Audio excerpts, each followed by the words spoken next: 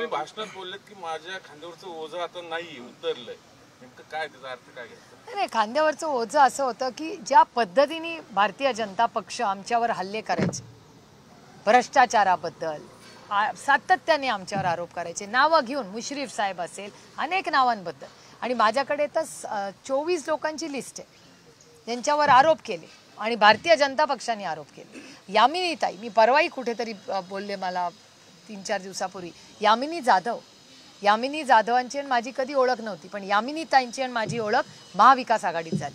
अतिशय सुसंस्कृत गोड महिला, म्हणजे मला अतिशय यामिनीताई आजही प्रिय आहेत.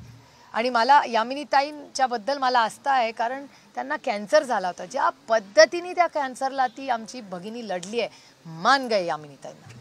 पण यामिनीताईंना कॅन्सर असताना सगळ्यांना माहिती होतं, त्या लढत होतं, कुटुंब लढत होतं, त्यांचे मिस्टर लढत होते, पोरं लढत होती. कॅन्सर घरात झाल्यावर काय होतं हे मी फार जवळून पाहिलं आहे.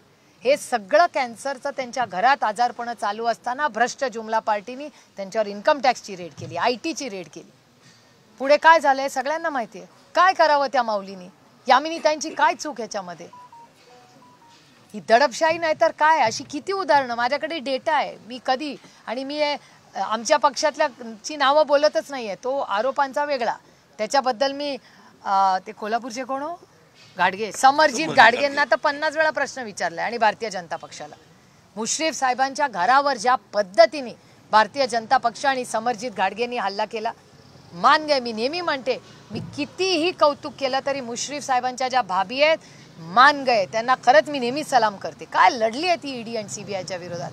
नंतर ते पालकमंत्री झाले. मग समरजित घाडगे आणि भारतीय जनता पक्षांनी सांगितलं पाहिजे की मुश्रीफ साहेबांचे आरोप खरे होते का खोटे?